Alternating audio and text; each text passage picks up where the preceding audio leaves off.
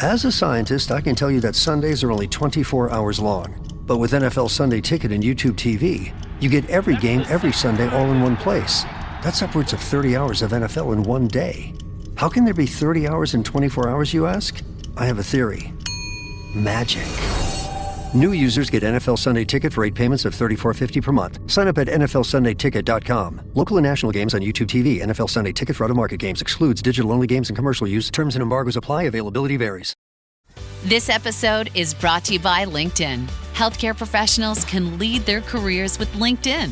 Discover jobs by specialty, preferred shifts, and even desired salary. From mental health therapists to radiology technicians, it's now faster and easier for healthcare professionals to find the right fit. Learn more at linkedin.com/healthcare. Side effects may include faster job placement, improved work-life balance, and increased career satisfaction.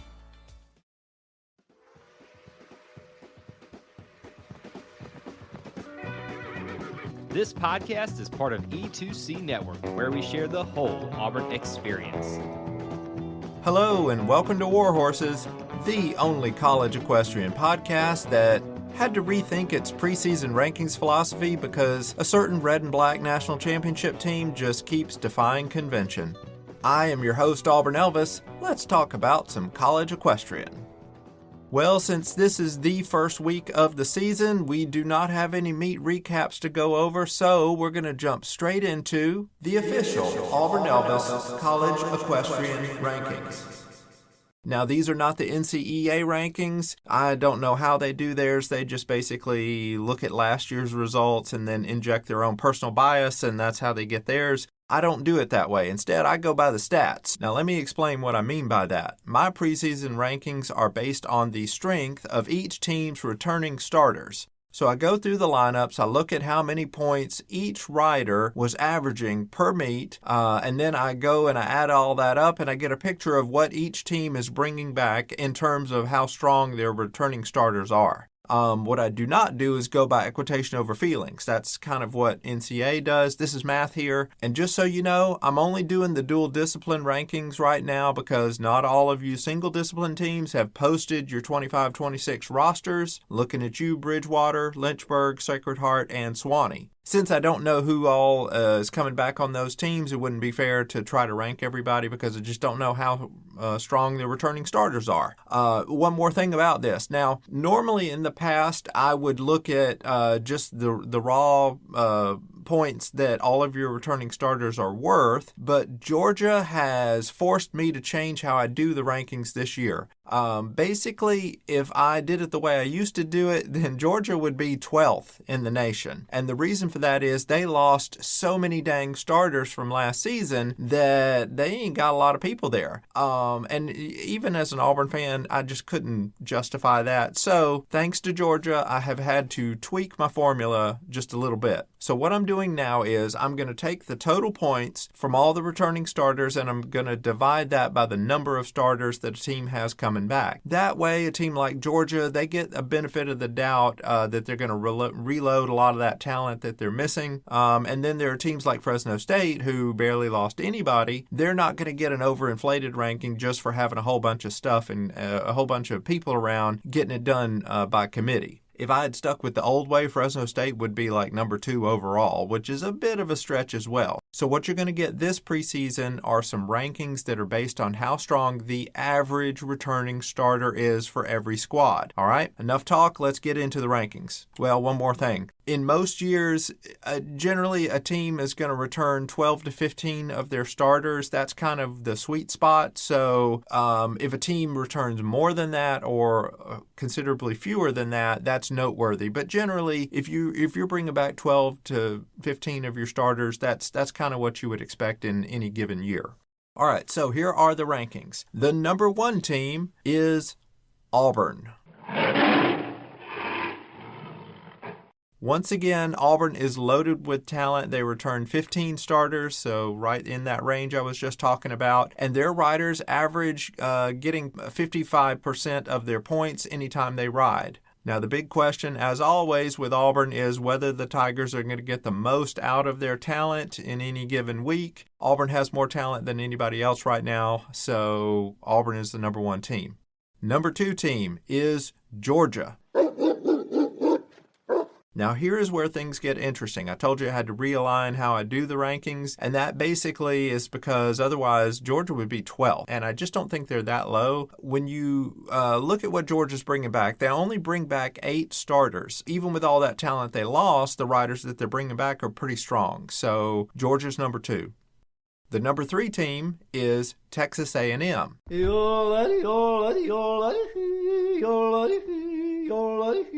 The Aggies returned just 11 riders, which is a little bit under the sweet spot that you would want, but they're averaging 52% of their points. So very solid, balanced roster, and they're able to get a lot of points. Number 4 is SMU. Now, the Mustangs are right there in the mix at the top with those top teams like you would expect. They return 15 starters just like Auburn does, and their starters average about 49% of their points, so just under half. SMU is always a strong team, and they look to be strong once again with all this depth. Now, the number 5 team is Fresno State. Now, the Bulldogs are above the typical range of how many riders. They're bringing back 17 starters out of 20. And those 17, they average about 49% of their win. They win about 49% of the time, each of them does. And honestly, this is a little bit of a shocker. Fresno State just missed the playoffs last year, but they have a ton of experience returning, and they really look like a real contender in the Big 12 this season. Number 6 is another Big 12 team, Oklahoma State. Now, the Cowgirls have 15 returning starters, right where you want to be there. They're averaging 47% of the time they win the point. Now, remember, these rankings are just based on the strength of the returning starters, which leaves plenty of room for new riders to jump into the lineup and potentially grab those extra points. And that's what a team like Oklahoma State is counting on. So they're under the 50% threshold that you would want, but they're not too far under it, and they've got room to improve with hopefully those freshmen or those younger riders who maybe haven't started before. Moving right along, we got number 7 is UC Davis.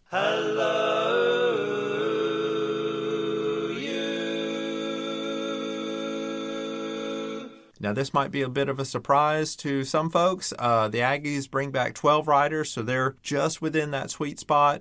These riders average winning 45% of the time. And, just like Fresno State, the Aggies missed out on the postseason, but this year they're hoping for a strong start that may get them back into the playoffs. And right now, they look like they got a lot of returning talent. The number 8 team in my rankings is South Carolina. Now, the Gamecocks return a whopping 17 starters, which is just a ton of experience that they're bringing back. Now, those riders average winning their points 44% of the time, which isn't as high as the teams above them, obviously. But with this many riders coming back, you've got to respect that. And remember, this is a team that pulled off a surprising SEC title run last season, so we'll see if they can build off that momentum, particularly with the big meet they've got coming up in week 1 here. The number 9 team in my rankings is TCU. The Horned Frogs return just 9 starters, which is almost as thin as Georgia, but the problem is their returners don't have the same points productions that the Bulldogs enjoy. They're averaging 42% winning percentage, and I gotta say, I'm kind of a little worried about TCU this year. This could be a very tough year for them unless they get a lot of new riders who will come in and step up and get a lot of points for them. So we're going to keep our eye on TCU. The number 10 team is Baylor. The Bears return 16 riders, which is just above that sweet spot, and they average 42% winning percentage. So they have plenty of returning riders, but their production does need to climb if they want to, be solidly in that top 8 that would go on to Ocala at the end of the season. All right, now we rank all the teams here in the preseason, so I'm going to keep on going. The number 11 team in my rankings is UT Martin. The Skyhawks return 11 starters, which is below the target range that you want, and they win their points about 41% of the time. They lost a lot of talent from that bunch that made the national championship tournament last season, so they're going to have to rely on a lot of new riders if they're going to get the additional points that they need to make another run. The number 12 team in the rankings is Delaware State.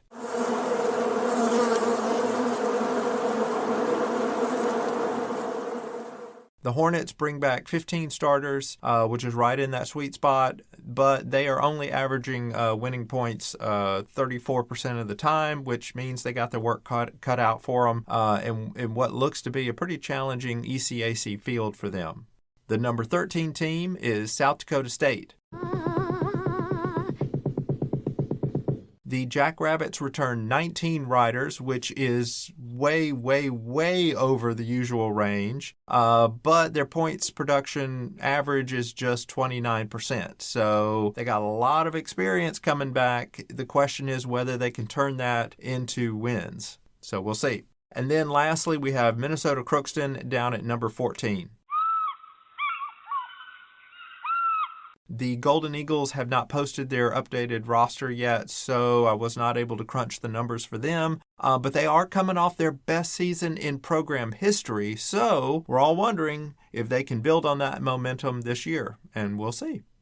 Like I said, I'm not going to do the single discipline rankings. I'll have to wait and do those next week once we've got some data to go off of. So now, let's take a look at our meet previews. First, on Friday, we've got Centenary at Sweetbriar. This one is a single discipline meet, best of 10 points. The Vixens return about twice as much scoring talent as the Cyclones do, so I like Sweetbriar here. I'm going to say this one ends up 6-3 in favor of Sweetbriar. The next meet to look at is College of Charleston at Lynchburg. Now, this one should be interesting. This time around, the Hornets have the home advantage, and I think that's going to make the difference. I think we'll see Lynchburg winning this one 6-4.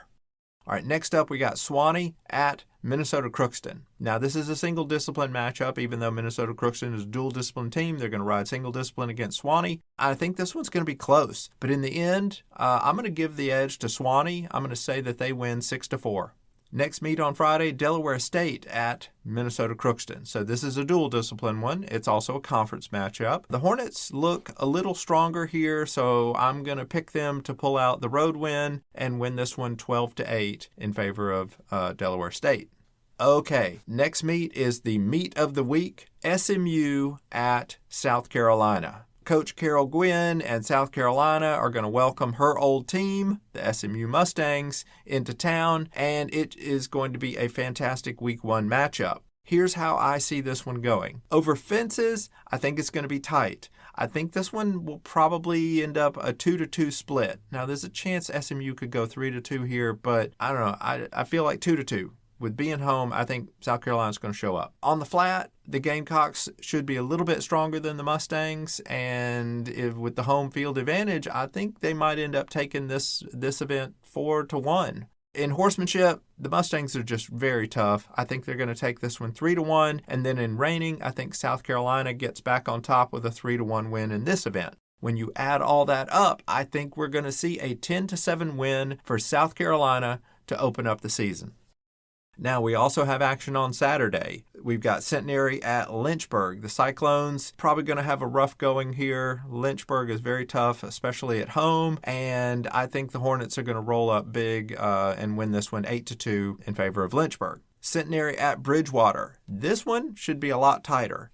It's probably going to be a 4-on-4 meet. You usually see that when you've got lots of teams competing. The home team reserves enough horses to do a 5-on-5 meet for themselves, but then when the other two teams get together at their place, they just do 4-on-4. So you see that. That's pretty common. You know what? So I'm going to say that Centenary gets the edge in a tiebreaker win over Bridgewater, and I think this one's going to go 4-4 for the Cyclones with that tiebreaker.